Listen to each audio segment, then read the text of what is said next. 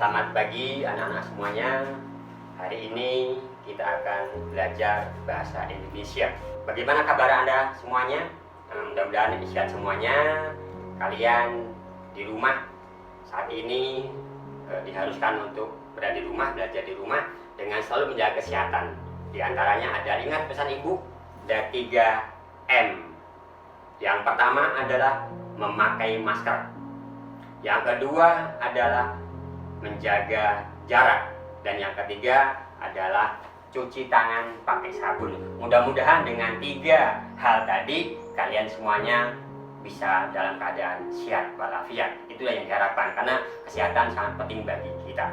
Nah, hari ini belajar surat, yaitu surat pribadi dan surat dinas, dan hal menyimpulkan surat pribadi dan surat dinas dengan kompetensi dasar. Diantaranya adalah menyimpulkan isi surat, baik itu surat kabar, keperluan permintaan dan sebagainya yang dibaca oleh kalian semuanya. Sebelum kita belajar mulai ini, alangkah baiknya kalau kita berdoa lebih dulu ya, agar kita selama ini dalam keadaan sehat walafiat, dan ketika kita belajar pada hari ini selalu mendapat keberkahan dari Allah Subhanahu wa taala. Berdoa sudah yang masing-masing dimulai. Selesai? Baik, terima kasih anak-anak. Mudah-mudahan kita hari ini belajar dengan keadaan sehat. Nah, apa sih yang akan dicapai pada pelajaran hari ini? Di antaranya adalah siswa dapat membedakan antara surat pribadi dengan surat dinas. Yang dulu udah kita kenal tentang surat pribadi dan surat dinas, hari ini kita coba lagi untuk menyimpulkan. Nah, tujuan yang pertama adalah kamu atau kalian dapat membedakan antara surat dinas dengan surat pribadi. Yang kedua, siswa dapat menyimpulkan surat pribadi, menyimpulkan isi surat pribadi.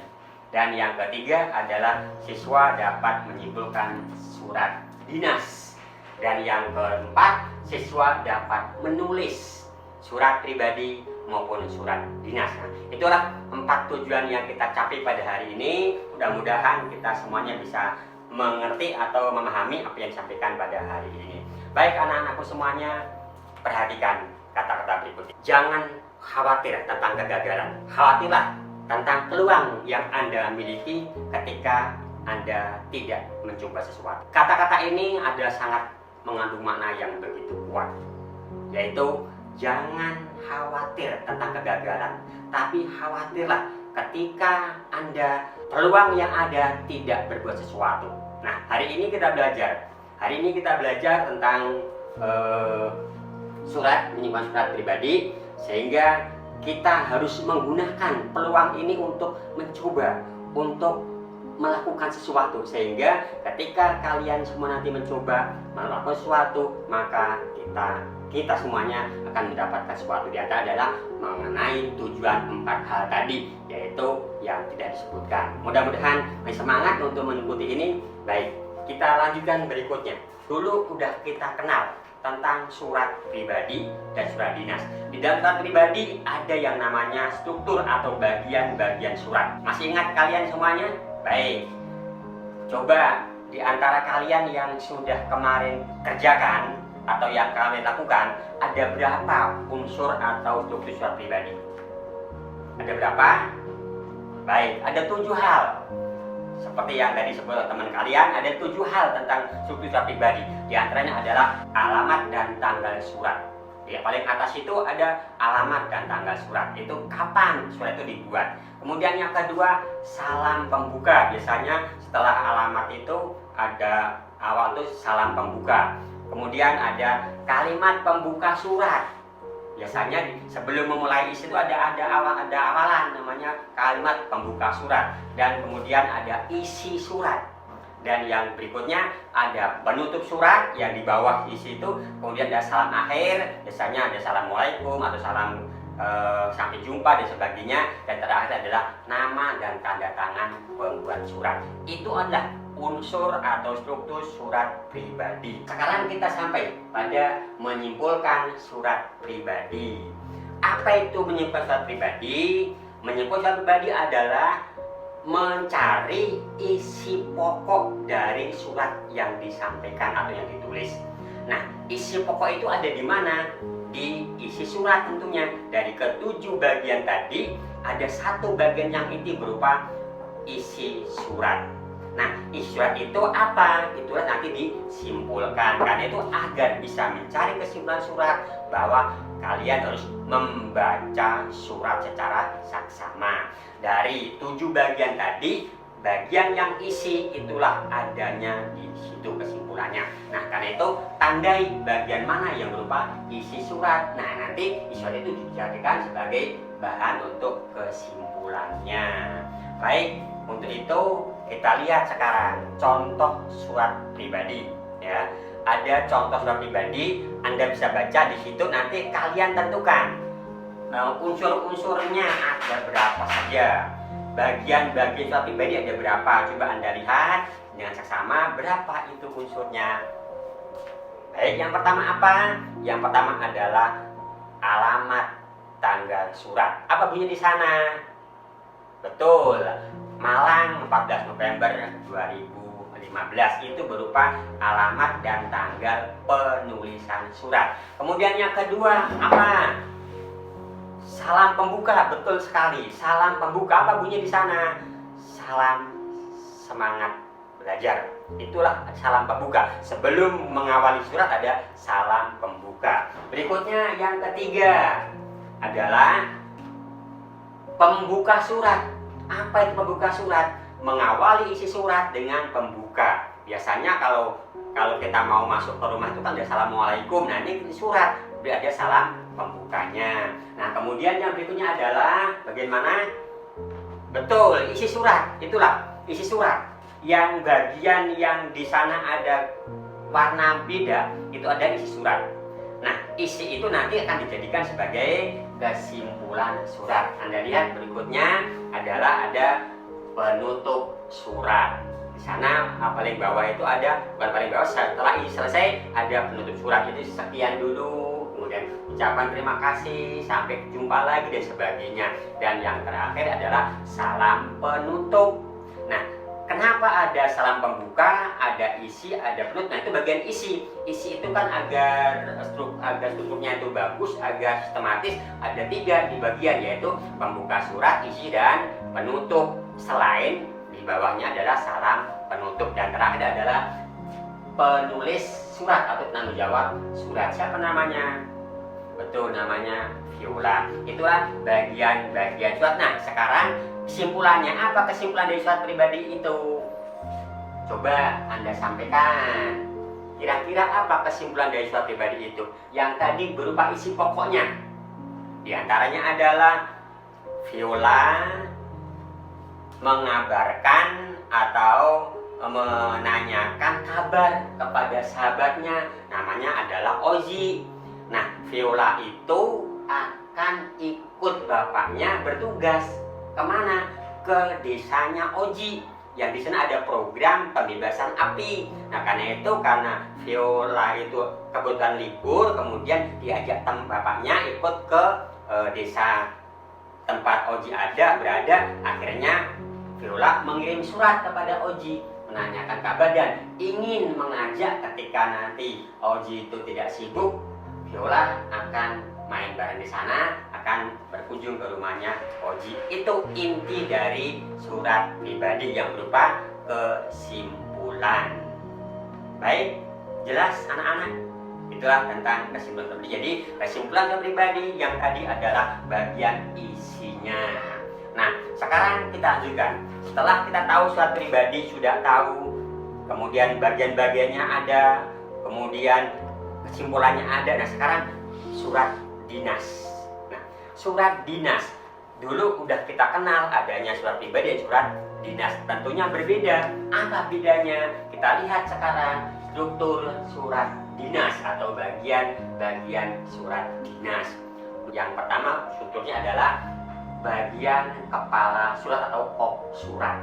Yang paling atas itu biasanya kita tulis dengan huruf besar, itu adalah kop surat. Apa gunanya? Untuk menandakan bahwa surat itu berasal dari lembaga yang mengeluarkan surat. Itu di paling atas itu kop surat. Isinya nama lembaga atau nama instansi beserta alamat di mana instansi itu berada. Kemudian yang kedua adalah tanggal pembuatan surat.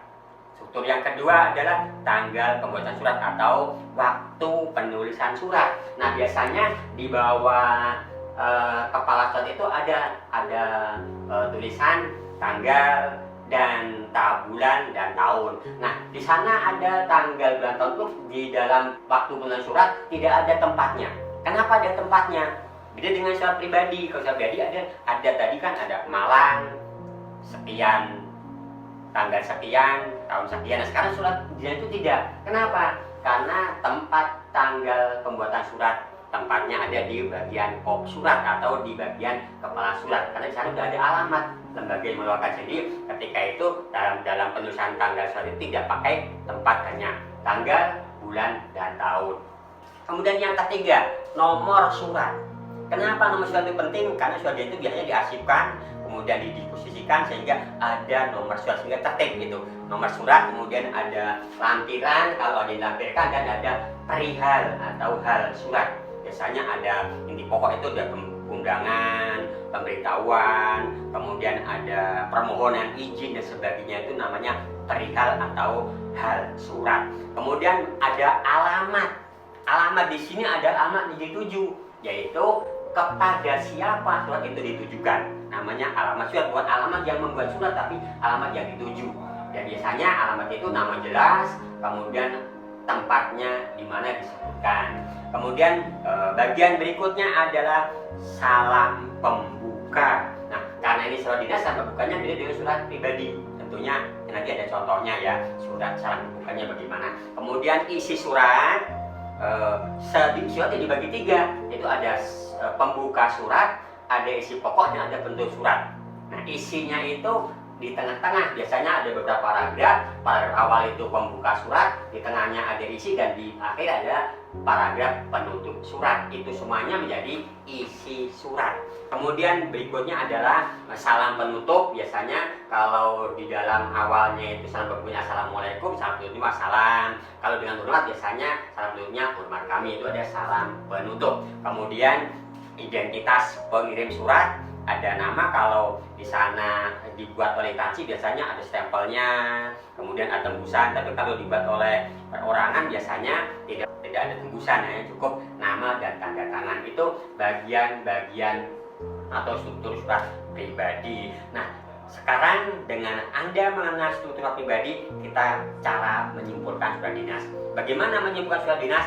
Sama dengan menyimpulkan surat pribadi, yaitu dengan cara membaca surat dinas, bagian isinya kemudian disimpulkan menjadi kesimpulannya. Karena itu ketika Anda akan menyimpulkan surat dinas, berarti baca isinya. Yang tadi ada 3 paragraf, ada paragraf pembuka, ada isi, dan ada paragraf penutup. Apa isinya itu? Jadikan kesimpulan surat dinas.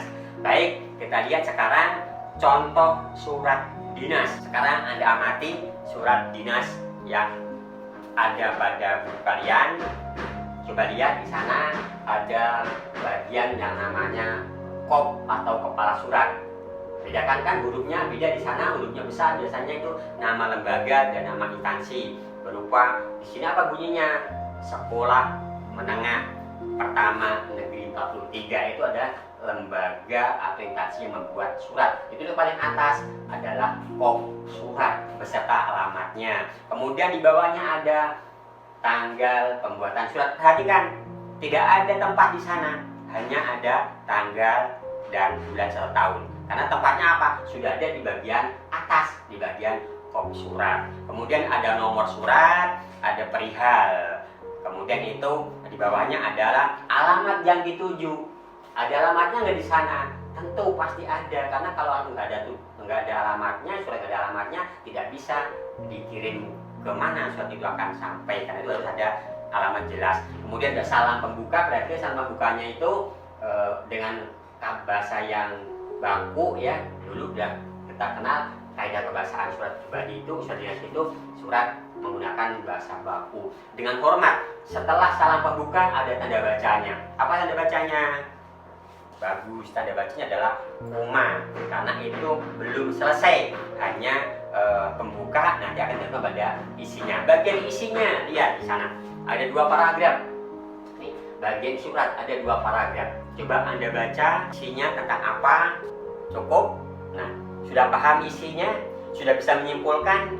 Coba nanti kita lihat ya pada bagian kesimpulannya. Nah, kita lanjutkan pada bagian struktur yang lain adalah salam penutup, kemudian ada penanggung jawab surat atau pengirim surat. Itulah bagian-bagiannya. Anda bisa tentukan isi suratnya karena yang pokok adalah isi dari surat ini tadi. Baik, apa kesimpulan tadi yang surat ditulis tadi? Saya beri waktu, coba Anda tulis surat kesimpulan surat dinas yang tadi dicontohkan. Ingat, bagian isi merupakan kesimpulan surat. Bagaimana? Selesai? Oke, coba apa isinya kira-kira? Betul sekali. Isinya adalah ucapan terima kasih. Siapa yang mengucapkan terima kasih? Kepala SMP Negeri 43 Makassar. Kenapa dia berucapan terima kasih? Karena telah menyadakan betul sekali mengadakan kunjungan ke museum. Di sana ada Museum Hasanuddin, itu anak-anak atau keluarga besar SMP 43 itu mengadakan kunjungan wisata ke Museum Hasanuddin, kemudian diterima dengan baiknya oleh pihak museum. Kemudian karena dia merasa puas, kemudian dia keluarga besar itu pulang ke rumah, kemudian sampai di rumah hari berikutnya mengirim surat dinas kepada museum untuk ucapan terima kasih, yang intinya adalah kepala keluarga besar SMP Negeri 43 Makassar mengucapkan terima kasih kepada pihak Museum Hasanuddin Makassar bahwa anak-anak mereka telah puas mengadakan kunjungan. Nah, dalam hal ini bagaimana orang itu bisa mengucapkan terima kasih? Ini merupakan bentuk penghargaan seorang. Jadi seorang itu karena sudah mendapat pelayan dari orang lain, dia harus ucapkan terima kasih. Ini menunjukkan bahwa kita dalam pelajaran ini adalah bahwa kita harus menghargai orang lain. Kalau kita bisa memberikan sesuatu, berikan barang itu. Tapi kalau enggak, cukup menggunakan surat. Itulah bentuk penghargaan kepada orang lain ketika kita sudah mengadakan atau menerima pelayanan. Nah, dalam kehidupan sehari-hari sering kita temukan bagaimana kita beri orang lain, tentu dengan ucapan terima kasih. Ucapan terima kasih itu merupakan bentuk penghargaan pada kita. Artinya bahwa orang lain itu memperlakukan kita itu, kita mengucapkan terima kasih adalah bentuk penghargaan kepada orang lain. Demikian juga surat tadi, kepala SMP Negeri 43 makanya itu mengucapkan terima kasih pada pihak. Kenapa? Karena beliau dan keluarga besarnya telah mengadakan kunjungan dengan merasa puas karena ada pelayanan tadi kan dari museum, juga ucapan terima kasih. Oke, anak-anak, itulah sekelumit tentang menyimpulkan surat pribadi dan surat dinas.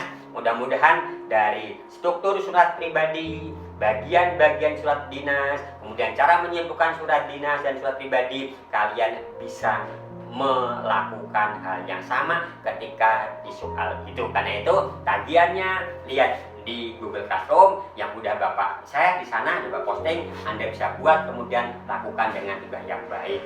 Itu ada yang ditanyakan? Cukup? Saya pikir dari apa yang jadi saya bicarakan sudah bisa dipahami, dan kurang lebihnya mohon maaf. Assalamualaikum warahmatullahi wabarakatuh.